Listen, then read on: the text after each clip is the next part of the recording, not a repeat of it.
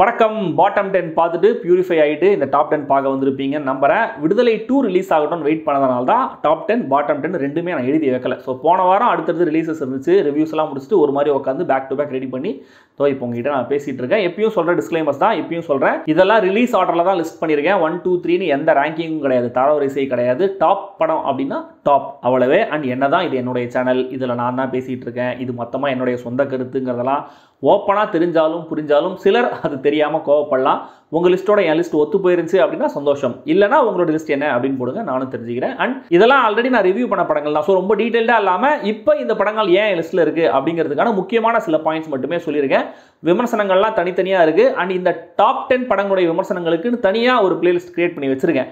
அந்த லிங்கை இப்போ கொடுத்தோன்னா அது இந்த வீடியோக்கே ஸ்பாயிலர் ஆகிடும் இல்லையா? ஸோ நம்ம சேனல்லையே பிளேலிஸ்ட் இருக்குது, அந்த பேஜில் அதை போய் நீங்கள் தேடி பார்த்துக்கோங்க. இப்போ இந்த 2004 டாப் 10 படங்கள் என்னென்ன, ஸ்பெஷல் மென்ஷன்ஸ் என்னென்ன, கொஞ்சம் பெட்டராக இருந்துக்கலாம் அப்படிங்கிற படங்கள் என்னென்ன அப்படிங்கிறத தெரிஞ்சுக்கலாம்.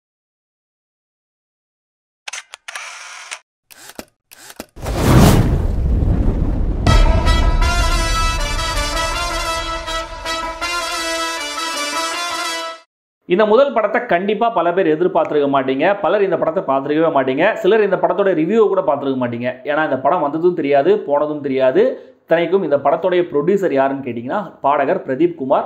நல்ல பேரை வாங்க வேண்டும் பிள்ளைகளே, இதுதான் இந்த படத்தோடைய பேர். 2015 ரிலீஸ் ஆன லூசியா படத்தோடைய கன்னட படத்தோடைய தமிழ் ரீமேக்கான எனக்குள் ஒருவன் படத்தை டைரக்ட் பண்ணியிருந்த பிரசாத் ராமர் இந்த படத்தை டைரக்ட் பண்ணியிருந்தாரு. கேபிள் சங்கரோ யாரோ இந்த படத்துடைய ஒன்லைன் என்னன்ற மாதிரி ட்வீட் பண்ணியிருந்தாங்கன்னு நினைக்கிறேன். இன்ட்ரெஸ்டிங்காக இருந்துச்சு. சரி, நண்பர்களும் கூட ஆதரவு குரல் கொடுத்ததுனால லேட் ஆனாலும் பரவாயில்ல அப்படின்னு தியேட்டரில் போய் பார்த்தேன். நான் பார்த்தது நல்லதாக போச்சு அப்படின்னு இப்போவும் ஃபீல் பண்ணுறேன். ஜஸ்ட் ஒரு நாளில் நடக்கிற கதை. ஒரு யங்ஸ்டர் வயசு துடிப்பில் எப்படியாவது ஒரு பொண்ணை இம்ப்ரெஸ் பண்ணி கரெக்ட் பண்ணி ஏதாவது கசமுசா பண்ணிடணும் அப்படின்னு நினைக்கிறான். அவனுக்கு கிடைக்கிற ஹிலேரியஸான அந்த ஒரு நாள் அனுபவம் தான் இந்த படம். செம்ம சிம்பிளான, காம்பேக்டான பட் அழுத்தமான படம். ஹீரோ செந்தூர் பாண்டியன், ஹீரோயின் பிரீத்தி கரண் ரெண்டு பேருமே ரொம்ப சின்சியரான, கான்ஃபிடென்ட்டான பர்ஃபார்மன்ஸை கொடுத்துருந்தாங்க. பிரீத்தியோட கேரக்டர் எழுதப்பட்ட விதமும் ரொம்ப நல்லா இருந்தது. சுரேஷ் மதியழகன், பூர்ணிமா ரவி, தமிழ்ச்செல்வின்னு சின்ன சின்ன கேரக்டர்ஸ் நடித்தவங்களும் கூட மனசில் நின்ன படம். சேட்லி இன்னும் எந்த ஓடிடியும் இந்த நல்ல படத்தை வாங்கலை. கிடைச்சா கண்டிப்பாக பாருங்கள். இந்த வருஷத்துடைய முதல் ப்ராப்பர் ஹோல்சம் கமர்ஷியல் என்டர்டெய்னருக்காக நாம் கிட்டத்தட்ட 6 மாதங்கள் வெயிட் பண்ண வேண்டியதாக இருக்குது. மே 31 ரிலீஸ் ஆன படம் தான் இந்த கருடன். ஆல்ரெடி விடுதலைக்கு அப்புறம் சூரி மெயின் ரோல் நடிக்கிற படம் அப்படிங்கிற ஒரு ப்ரீ ரிலீஸ் பஸ் இந்த படத்துக்கு இருந்துச்சு. படமும் அதுக்கேற்ற குவாலிட்டியில் ஒரு சாலிடான என்டர்டெய்னராக இருந்தது. முக்கியமாக சசிகுமாரோடைய பெர்ஃபார்மன்ஸ் எனக்கு ரொம்ப பிடிச்சது. சூரி வேகமாக டயலாக் பேசுகிற இடங்கள், அட்டகாசமான இன்டர்வல் பாயிண்ட், சிவதாவுடைய எமோஷனல் ஆக்டிங், இவனுடைய பின்னணி இசைன்னு ஒரு நல்ல பேக்கேஜ் இந்த படம். இப்போ பார்க்க விருப்பம் இருந்தால் பிரைமில் இருக்கும் பாருங்கள். 8 தோட்டாக்கள்ங்கிற ஒரு நல்ல படத்தை பல பேர் பார்க்காம விட்டது ஒரு வகையில் இயக்குனர் நித்திலன் சுவாமிநாதனுக்கு வசதியாக போச்சு. இல்லைனா அதோடைய எக்கோ கடைசி வரைக்கும் இருக்கிற ஒரு ஸ்க்ரீன் பிளேவான மகாராஜா இவ்வளவு பெருசாக பேசப்பட்டிருக்காதுன்னு நான் நினைக்கிறேன். ஆனால் அதே ஸ்டைலில் வேற ஒரு களம், வேற செட் ஆஃப் கேரக்டர்ஸ், வேற கான்ஃப்ளிக்ட் கொண்டு போகிறது ரொம்ப ரொம்ப கஷ்டமான விஷயம். அது ரொம்ப ப்ரிசைஸாக எந்த விதமான செகண்ட் தாட்ஸும் இல்லாமல் செம்ம கான்ஃபிடென்ட்டாக பண்ணியிருந்தாரு. குப்பத்தொட்டியை வச்சு உருவாக்கின curiosity, non linear screen play, Vijay Sethupathi, Natty, சிங்கம்புலின்னு எல்லாரோடைய அட்டகாசமான பர்ஃபார்மன்சஸ், தேவையான அளவு ஹியூமர், மனசை உழுக்கிற காட்சி அமைப்புன்னு இந்த மகாராஜாவுக்கு பேருக்கேற்ற ராஜா மரியாதை கிடைச்சது.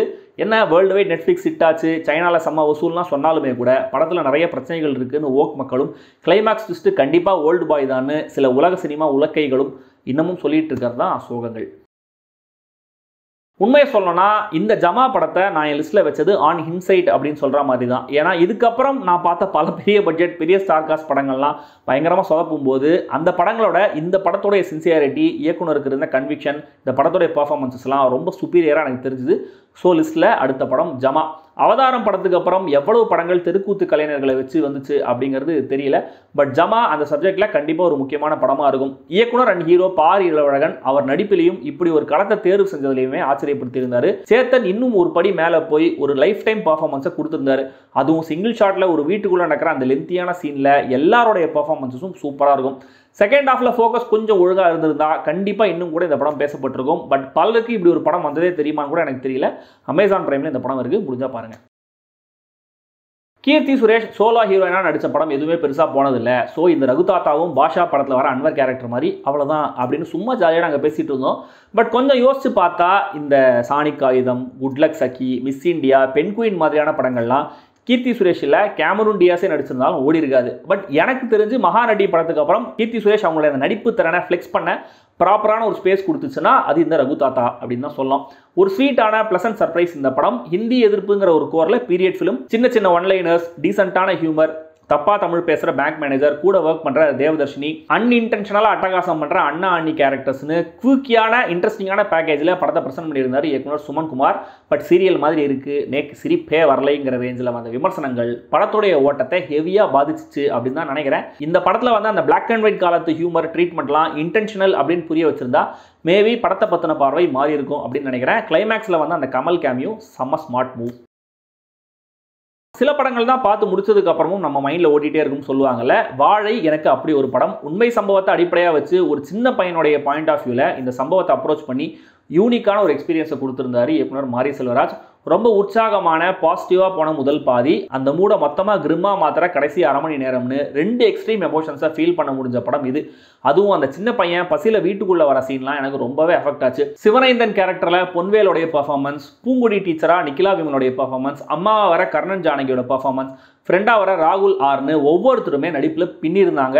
சந்தோஷ் நாராயணனுடைய மியூசிக் இயக்குனர் இன்டென்ட் பண்ண எஃபெக்டை கம்ப்ளீட்டாக ஏன் அதுக்கும் மேலே கூட நமக்குள்ளே கடத்திச்சு. ரஜினி கமல் சண்டையை வச்சு அந்த காமெடியெல்லாம் நான் எதிர்பார்க்கவே இல்லை. அகைன் இந்த படத்துக்கும் ஓடிடியில் வந்ததுக்கப்புறம் கலவையான விமர்சனங்களே கிடச்சிதுங்கிறதுல எனக்கு எந்த விதமான ஆச்சரியமும் இல்லை. ட்ரெய்லர் பார்க்காம டேரெக்டாக தியேட்டரில் பார்க்குற சில படங்கள் ஆச்சரியப்படுத்துறது உண்டு. என்ன அப்படி ஆச்சரியப்படுத்தின ஒரு படம்னா இந்த கடைசி உலகப்போர். யார் என்ன வேணால் சொல்லட்டும், கடைசி உலகப்போர் FDFS எனக்கு ஒரு நல்ல தியேட்ரிக்கல் எக்ஸ்பீரியன்ஸ். அதை விட முக்கியமாக டிஸ்டோபியன் ஃபியூச்சர் அப்படிங்கிறத இந்த தேசி தமிழ் ஃப்ளேவரில் ப்ரெசென்ட் பண்ண யூனிக்கான எக்ஸ்பீரியன்ஸும் கூட. கண்டிப்பாக படம் பிளாக் பஸ்டர்லாம் ஆகும் நான் நினைக்கல. பட் கண்டிப்பாக மக்கள்கிட்ட கொஞ்சம் ரீச் ஆகும், நல்ல பேர் வாங்கும் அப்படின்னு நினச்சேன். ஹிப்ஹாப் பாதியோடைய முந்தைய காவியங்களான PT சார், அன்பறிவு, சிவகுமாரின் சபதம், நான் சிரித்தால் படங்களோட பல மடங்கு பெட்டரான ஒரு படமாக தான் இந்த படம் எனக்கு தெரிஞ்சது. அண்ட் இந்த படத்துடைய VFX டீமுக்கு ஒரு ஸ்பெஷல் மென்ஷன். இந்த பட்ஜெட்டில் இப்படி ஒரு அவுட்புட் எதிர்பார்க்கவே இல்லை. அண்ட் வெறும் ஹீரோ வில்லன் கேரக்டர்ஸ் அப்படின்னு மட்டும் இல்லாமல் பல கேரக்டர்ஸுக்கு படம் முழுக்க நல்ல ஸ்க்ரீன் ஸ்பேஸ் கொடுத்து அந்த கேரக்டர்ஸ்க்கான எலிவேஷனையும் அங்கங்கே வச்சு மாஸ் பண்ணியிருந்தார் இயக்குனர் ஆதி. அதுவும் ஒரு ஆச்சரியமான விஷயம் தான். இன்னும் கூட பெட்டரான டீட்டெயிலிங், அழுத்தமான சில காட்சிகள், ரொம்ப கிளாரிங்காக இல்லாத சில லாஜிக் பிரச்சனைகள் லாஜிக் பிரச்சனைகளுக்கு ஜஸ்டிஃபிகேஷன் கொடுத்துருந்தா கண்டிப்பாக இந்த கடைசி உலகப்போர் ஹிட் ஆயிருக்கும் அப்படின்னு தான் நினைக்கிறேன். பிரைம் வீடியோவில் காண கிடைச்சாலும் கண்டிப்பாக தியேட்டரில் பார்க்குற மாதிரிலாம் வராது. ஃபிலிம் ஆஃப் த இயர் அப்படின்னு சொல்லணும்னா ஒவ்வொரு வருஷமும் அதுக்குன்னு சில படங்கள் டக்குன்னு மைண்டில் வந்து போகும். போன வருஷம் கூட பார்க்கிங், டாடா, குட் நைட், சித்தான்னு பல படங்களை சொல்லலாம். பட் இந்த வருஷம் அவ்வளோலாம் குழப்பமே இல்லை. கண்ணை திறந்துக்கிட்டே லப்பர் பந்து அப்படின்னு சொல்லலாம். கிரிக்கெட், ஈகோன்னு பெருவாரியான மக்களுக்கு ரொம்ப பிடிச்ச 2 விஷயத்தை வச்சு சுவாரஸ்யமான ஒரு T20 கேம் பார்க்குற ஃபீலை கொடுத்துருந்தாரு இயக்குனர் தமிழரசன் பச்சமுத்து. பொட்டு வச்ச தங்கக்கூடம் பாட்டு வந்து பல வருஷம் ஆனாலும் அதை திரும்ப ட்ரெண்டில் கொண்டு வந்து ஹிட்டாக்குனது இந்த படம் தான். அடுத்த தலைமுறை அந்த பாட்டே இந்த படம் தான் அப்படின்னு சொன்னாலும் நம்ம ஆச்சரியப்படுறதுக்கு இல்லை. கெத்து தினேஷோடைய கெத்தான போர்ட்ரேயல், ஹரீஷ் கல்யாணோட அளவான பர்ஃபார்மன்ஸ், பாலசரவணன், ஜென்சன் திவாகரோடைய நான் ஸ்டாப் கவுண்டர்ஸ், ஆதித்யா கதிரோடைய கிரியேட்டிவான கமெண்ட்ரி, காளி வெங்கட்டோடைய டெலிகேட்டான கேரக்டர் ரைட்டிங்னு ஒவ்வொரு சீன்லையுமே சுவாரஸ்யப்படுத்தின என்டர்டெயின் பண்ண படம். கிரிக்கெட் காட்சிகளோட சேர்ந்து எமோஷனலான காட்சிகளையும் சிக்ஸர் அடிச்சிருந்தாங்க. அண்ட் ஓவராலாக படத்துடைய ஹியூமர் தான் மிகப்பெரிய ஹைலைட். தான் சொல்ல வந்த மெசேஜையும் அழுத்தம் திருத்தமாக ஸ்வீட்டுக்குள்ளே மருந்து வச்சு தரா மாதிரி கொடுத்துருந்தாரு இயக்குனர். ஷான் ரால்ரோட இசைக்கு ஒரு ஸ்பெஷல் மென்ஷன். 2.5 மணி நேரத்துக்கு ஒரு படம். அதில் மேஜராக 2 கேரக்டர்ஸ், 2 பேருமே ஆம்பளைங்க. முக்காவாசி ரன் டைம் இவங்க 2 பேரும் தான் பேசிக்கிட்டே இருப்பாங்க. இப்படி ஒரு கதையை எந்த காலத்துலையுமே அவ்வளோ ஈஸியாக ப்ரொடியூசர்கிட்ட சொல்லி ஓகேலாம் வாங்கிட முடியாது. ஆனால் ஆல்ரெடி இதே டெம்ப்ளேட்டில் ஹிட் கொடுத்ததுனாலேயோ என்னவோ இயக்குனர் பிரேம்குமாருக்கு மெய்யழகன் படத்தை எடுக்க முடிஞ்சது. ரொம்ப நுணுக்கமான, அவ்வளோ ஈஸியாக வார்த்தைகளால் புரிய வைக்க முடியாத ஒரு எமோஷனை அரவிந்த் சாமி கேரக்டருடைய டிராவலை வச்சு அழுத்தமாக புரிய வச்சதே இந்த படத்துடைய மிகப்பெரிய சாதனை. கார்த்தியோட இயல்பான நடிப்பு, இவங்க 2 பேருக்குள்ள நடக்கிற கான்வர்சேஷன்ஸ், ஓவராலாக ஒரு ஃப்ரெஷ்னஸ், பாசிட்டிவிட்டின்னு இந்த மெய்யழகன் மெய்யாலுமே அழகான ஒரு படம். இதோ பாம்பு கடிச்சிரும், இதோ மாடு முட்டிரும், இதோ இப்போ ஒரு சாக போறாருன்னு படம் பார்க்கும்போது வந்த நெகட்டிவ் தாட்ஸே மெய்யழகன் மாதிரியான படங்களுடைய அவசியம் என்ன அப்படிங்கிறத எனக்கு உணர வச்சுது. எஸ், செகண்ட் ஆஃப் கொஞ்சம் டிராக் ஆச்சு தான், தேவையில்லாத விஷயங்கள் மாதிரி சில கான்வர்சேஷன்ஸ் நீண்டுகிட்டே போச்சு தான், அதையெல்லாம் கட் பண்ணாங்க. ஆனால் கட் பண்ணோட விட்டுக்கலாம். அப்படி விடாமல் என்ன பண்ணாங்க, இயர் அண்ட் டிஸ்கஷன்ஸில் வந்துட்டு ஆடியன்ஸை குறை சொன்னாங்க. அது எனக்கு பெருசாக நியாயமாக படலை. Still Meiyazhagan is all love. நம்ம லிஸ்ட்டில் கடைசி படத்தை பற்றி சொல்லணும்னா, ரியல் சம்பவங்கள் எல்லாமே ஸ்க்ரீனில் எஃபெக்டிவாக டிரான்ஸ்லேட் ஆகிறது இல்லை. அப்படி டிரான்ஸ்லேட் ஆகிற படங்கள் எல்லாமே ஆடியன்ஸ் கிட்ட ரீச் ஆகிறது இல்லை. அப்படி ஆடியன்ஸ் கிட்ட ரீச் ஆனாலும் விமர்சகர்கள் எல்லாருக்கும் பிடிக்கிறது கஷ்டம்தான். ஆனால் இது எல்லாமே சரியாக அமைஞ்சு பிளாக் பஸ்டரான படம் தான் அமரன்.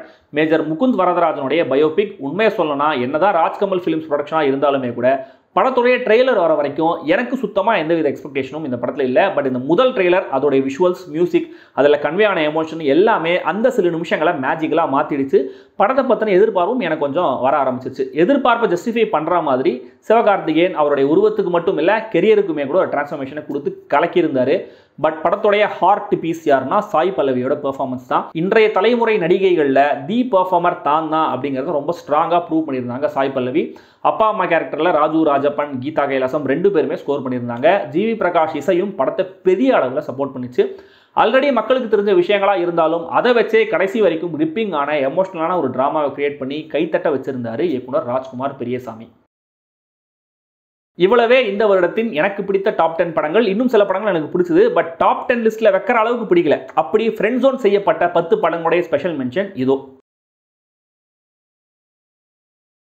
டாக்ஸிக் லவ்வரை, ரிலேஷன்ஷிப்பை ரொம்ப பர்ஃபெக்டாக ப்ராக்டிக்கலாக காட்டின லவ்வர். செகண்ட் ஆஃப் ஃப்ளோவில் எனக்கு கொஞ்சம் இஷ்யூஸ் இருந்துச்சு. ஸ்டில் ஒரு நல்ல படம். ஒரு அம்மாவுக்கும் அவங்க பசங்களுக்குமான உறவு, அதில் வர பிரச்சனைகள், காம்ப்ளிகேஷன்ஸை ஊர்வசிங்கிற உலக லெவல் பெர்ஃபார்மரை வச்சு சொல்லியிருந்த படம் ஜே பேபி. தினேஷும் நடிப்பில் கலக்கியிருந்தாரு. காமெடி டைம் மாறனும் சீரியஸான ரோலில் ஆச்சரியப்படுத்தியிருந்தாரு. அந்த சாப்பாடு தட்டு சீன் இன்னமும் என் மனசில் நிற்குது. போன வருஷம் அடியே படம் மூலமாக ஸ்பெஷல் மென்ஷனில் நுழைஞ்ச விக்னேஷ் கார்த்திக் இந்த வருஷம் ஹாட்ஸ்பாட் மூலமாக என்ட்ரி கொடுத்துருக்காரு.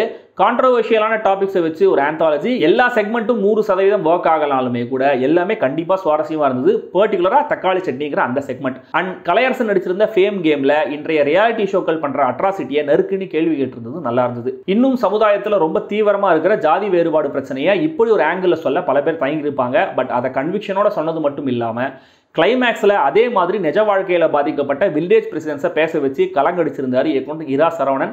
சசிகுமாரோட நடிப்பு கொஞ்சம் ரொமாட்டிக்காக இருந்தாலுமே கூட இந்த படத்துக்கு தேவையான ஒரு மீட்டரில் தான் இருந்துச்சு. ஜஸ்ட் ஃபர்ஸ்ட் ஹாஃபை செம்ம எஃபெக்டிவாக எடுத்துட்டு ரெண்டாவது பாதியில் கார்பரேட் வில்லன் மாஸ் ஹீரோ எலிமெண்ட்ஸ்னு தடம் மாறினது தான் இந்த வேட்டையனுடைய மிகப்பெரிய பிரச்சனை.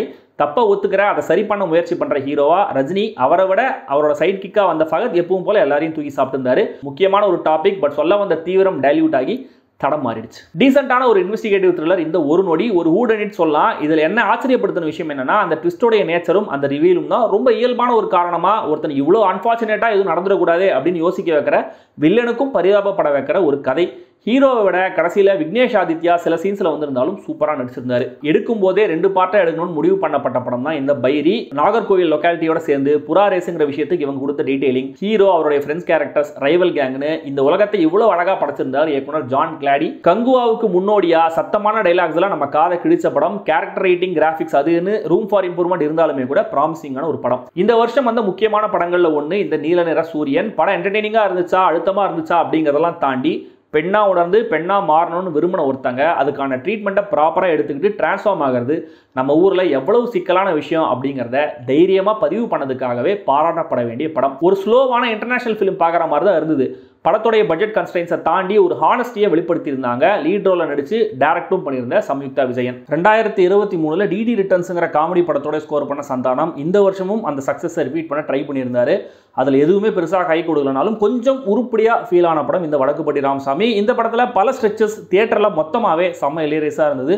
குட் ஹவ் பீன் பெட்டர் ஜோனில் இருந்தாலும் கண்டிப்பாக எனக்கு இது மொக்க படமாக தெரியல. அதுவும் நிழல் ரவி, சேஷு 2 பேரும் அட்டகாசம் பண்ணியிருந்தாங்க. ஃபைனலாக டாப் 10 லிஸ்ட்டில் டப்பிங் படத்தை வைக்க முடியல அப்படிங்கிறதுனால இன்க்ளூட் பண்ணாத படம் இந்த லக்கி பாஸ்கர். கண்டிப்பாக இந்த வருஷத்துடைய மிகச்சிறந்த என்டர்டெய்னர்களில் ஒன்று. அர்ஷத் மேத்தா ஊழல் நடந்த சமயத்தில் அதுக்கு பேரலாக ஒரு பேங்க்கில் நடக்கிற தில்லுமுள்ளி என்னங்கிறத செம்ம டீட்டெயிலிங்காக அதே நேரம் ரொம்ப சிம்பிளாக புரிய வச்சு அநியாயத்துக்கு இம்ப்ரெஸ் பண்ண படம் ஒரு அண்டர் டாக். இந்த படம் தமிழ் டப்பிங்கில் முக்கியமான கேரக்டர்ஸுக்கு அந்தந்த நடிகர்களே பேசியிருந்தது செம்ம அட்வான்டேஜ். எனக்கு தெரிஞ்சு லப்பர் பந்துக்கு அப்புறம் தியேட்டரில் அடிக்கடி கைத்தட்டல்கள் கேட்டது இந்த படம் பார்க்கும்போது தான் நினைக்கிறேன். இன்னும் சில நல்ல விஷயங்களை ஒரு சில வார்த்தைகளை சொல்லணும் அப்படின்னா, சிங்கப்பூர் சலூனில் சத்யராஜோடைய காமெடி, அயலானில் சிஜி, ப்ராப்பரான எஃபெக்டிவான ரீமேக்காக இருந்த அந்தகன், தங்கலானில் பார்வதி விக்ரமுடைய பர்ஃபார்மன்சஸ், கோட்டில் ஸ்மார்ட்டாக பிளேஸ் பண்ணப்பட்டிருந்த ரெஃபரன்சஸ், வித்தியாசமான சயின்ஸ் ஃபிக்ஷனாக வந்து யோசிக்க வச்ச பிளாக், கல்கி படத்துடைய சிஜி அண்ட் அமிதாப் பச்சனுடைய பர்ஃபார்மன்ஸ், தமிழ்லையும் டப் செய்யப்பட்ட சரிபோதா சனிவாரம் என்கிற சூர்யாவின் சனிக்கிழமைங்கிற அட்டகாசமான ஒரு மசாலா படம். இதெல்லாம் சவா அவ்வளோதான். இதுதான் என்னுடைய top 10 list and top 10 special mention. அது இல்லாமல் இன்னும் எக்ஸ்ட்ரா ஸ்பெஷல் மென்ஷன் எல்லாத்தையும் முடிஞ்ச வரைக்கும் எல்லாத்தையும் கவர் பண்ணுறேன்னு நினைக்கிறேன். வேறு ஏதாவது மிஸ் பண்ணியிருந்தேன் அப்படின்னா அடுத்த வர ரிவியூவில் நம்ம அமெண்ட்மெண்ட் மாதிரி சொல்லிக்கலாம். உங்களோட லிஸ்ட் என்னங்கிறது ஆல்ரெடி நான் சொன்ன மாதிரி நீங்கள் கீழே ஷேர் பண்ணுங்கள். எப்பவும் போல் சப்ஸ்கிரைப், கமெண்ட், லைக், ஷேர் எல்லாத்தையுமே பண்ணுங்கள். அண்ட் நியூ இயர் அப்படின்னு இல்லை, இந்த டே, இந்த வீக், இந்த மந்த், இந்த இயர்னு மொத்தமாகவே ஹாப்பியாக, ஜாலியாக, பாசிட்டிவாக இருங்க. ஓகே, நான் மீண்டும் அடுத்த வீடியோவில் சந்திப்போம். நன்றி, வணக்கம்.